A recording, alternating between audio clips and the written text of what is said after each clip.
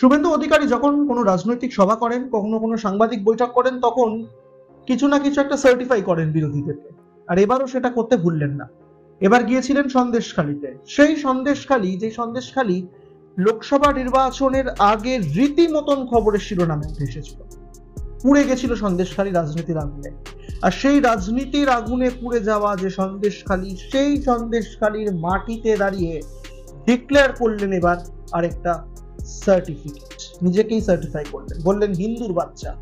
স্বাভাবিক, তিনি যখন কোথাও যান, তৃণমূলের বিরুদ্ধে যখন কোনো কথাবার্তা বলেন, তখন সেটা খুব মারাত্মক একটা অভিযোগ হয়ে থাকে।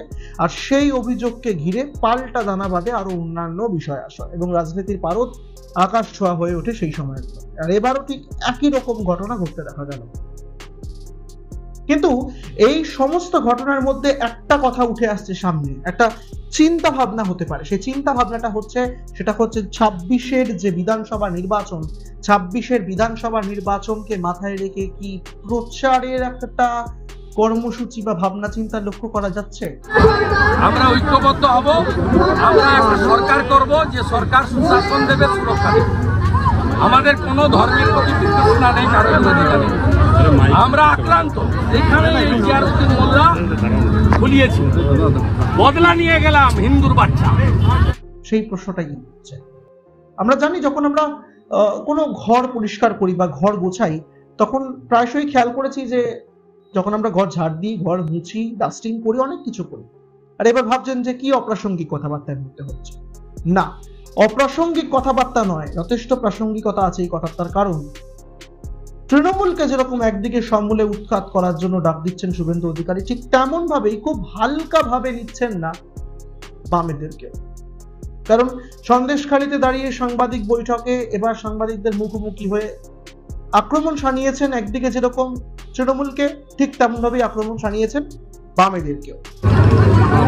সিপিএম আর তৃণমূল দুজনই এক কয়েনের একটি জাতি। জয়নগর নিয়ে কি বলবেন? ওরা বলছেন 1000 টাকা চাই না, মেয়েকে ফেরত দিন। একদম সঠিক, ঝাঁটা ধরুন, ফিনাইল দিয়ে সাফ করুন। বামেরা বলেন যে তৃণমূল এবং বিজেপি একদিকে একসাথে, আবার কখনো কখনো বিজেপির তরফে শোনা যায় যে বাম আর তৃণমূল একসাথে, তৃণমূলও বলে যে বাম বিজেপি একসাথে চলে। এগুলো তো চলেই, কিন্তু তার মধ্যে একেবারে আন্ডারলাইন হয়ে গেল আজকে ফের আরেকটা শব্দ, সেটা হচ্ছে যে তৃণমূল আর বাম কয়েনের এপিটোপিট। আর এখানেই শেষ হচ্ছে না, এরপর আরেকটা সার্টিফিকেট দিয়েছেন শুভেন্দু অধিকারী। তিনি বলছেন যে যারা যারা ধর্ষণ করেছে, যে ঘটনা ঘটেছে, তারা সকলেই চুক্তি। আমি জানি না উনি যে সার্টিফিকেট করেছেন, নিশ্চয়ই ওনার কাছে কোনো প্রুফ রয়েছে এই ক্ষেত্রে, কিন্তু দেখা গিয়েছে যে রাজনৈতিক মহলের মধ্যে তাদের একটা প্রাদুর্ভাব রয়েছে তৃণমূলের সঙ্গে, এটা আমরা লক্ষ্য করেছি বিভিন্ন ঘটনার ক্ষেত্রে। সেই ইস্যুটাকেই হয়তো এবার টেনে এমন কথা সন্দেশখালীর মাটিতে দাঁড়িয়ে বলে দিলেন শুভেন্দু অধিকারী। তবে শুভেন্দু অধিকারী আজকে যে মতামত দিলেন, যে কথা বললেন, যে প্রাসঙ্গিকতা টেনে নিয়ে এলেন, তাতে কিন্তু সরকারের কথাই বলা হচ্ছে, সরকার গঠন করার কথা বলা হচ্ছে, বলা ভালো। মমতাকে প্রাক্তন না করলে আমাদের কোনো মেয়ে, দিদি, মা, বোন কেউ সুরক্ষিত না। সব জায়গায় ধর্ষকরা তৃণমূলের লোক, সব জায়গায়। 58 দিনের মাথায় গতকালকে চার্জশিট হলো, কিন্তু বলা হচ্ছে যে একজনই দায়ী আপাতত। দেখুন, 3টে পার্ট আছে, একটা ধর্ষণ খুন, আরেকটা প্রমাণ লোপাট, আরেকটা আরজি করের আর্থিক দুর্নীতি। আপনাদেরকে বললাম না যে কোথাও গিয়ে একটা 26-এর নির্বাচনের প্রস্তুতি শুরু করে দিয়েছে নাকি বিজেপি। একেবারে সেই সাংবাদিক বৈঠকে আরেকটা কথাও সামনে উঠে এসেছে, সেটা হচ্ছে যে সুশাসন এবং সুরক্ষা এই দুটোই দিতে পারবে বিজেপি। অর্থাৎ পরিষ্কার যে সরকার গঠন হলে তারা প্রশাসনিকভাবে এই বিষয়গুলোকে নিয়ে মাথা ঘামাবেন, এবং বিজেপির আমলে যদি বাংলাতে বিজেপি সরকার তৈরি হয়, তাহলে সেই ক্ষেত্রে একটা সুশাসন এবং সুরক্ষা তৈরি হবে। স্বাভাবিক, আজকে যে ধরনের ঘটনা ঘটছে সেগুলো সুশাসন তো কোনো রকম ভাবে বলা যায় না, এবং তার সঙ্গে যথেষ্ট পরিমাণে জড়িয়ে রয়েছে সুরক্ষার প্রশ্ন।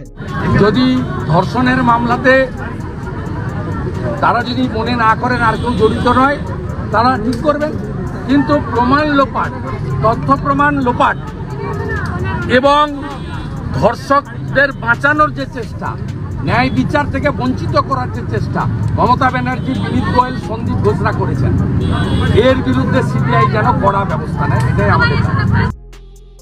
আর এই সমস্ত কিছুর মধ্যে আরেকটা কথাও শুভেন্দু অধিকারী কিন্তু বলতে ছাড়ে, তিনি বলেছেন যে মমতা বন্দ্যোপাধ্যায় যতদিন থাকবেন পুরীতে, মানে মুখ্যমন্ত্রী যতদিন মমতা বন্দ্যোপাধ্যায় ততদিন পর্যন্ত কিন্তু বাংলায় কোনো রকম এই যে বিশৃঙ্খলাগুলো তৈরি হচ্ছে সেই বিশৃঙ্খলাগুলো কিন্তু কাটবে না। অর্থাৎ আবারও বলছি, সরকার গঠন করার বা 2026-এর বিধানসভা নির্বাচনটাই একটা মূল প্রেক্ষাপট হয়ে দাঁড়াতে পারে এই ক্ষেত্রে, প্রচারের ক্ষেত্রে। এবার বিভিন্ন বিষয় তো সামনে উঠেই আসছে, তিনি প্রতিবাদ করতে যাচ্ছেন, তিনি কোনো সভা করতে যাচ্ছেন, তিনি কখনো কোনো বিষয় নিয়ে কথাবার্তা বলতে যাচ্ছেন, কিন্তু উল্লেখ্য হচ্ছে যে 2026-এর নির্বাচনের প্রস্তুতি কি বিজেপি তাহলে এখন থেকে শুরু করে দিল? কারণ মাটি তো খুব একটা শক্ত নেই, অন্তত রেজাল্ট তাই বলে। আগে ভাগে প্রায় 1.5 বছর আগে থেকে নির্বাচনের প্রচার নিয়ে ব্যস্ত হয়ে পড়লো বিজেপি, এই প্রশ্নটা থাকছে। আপনারা কি মনে করেন অবশ্যই জানাতে ভুলবেন না, কমেন্ট করে আপনাদের মূল্যবান কমেন্ট আমাদের জন্য অত্যন্ত প্রয়োজনীয়। ভিডিও ভালো লেগে থাকলে লাইক করবেন, শেয়ার করবেন, অবশ্যই চোখ রাখবেন এক ঝলকে মিডিয়ার পর্দায়, সঙ্গে থাকবেন।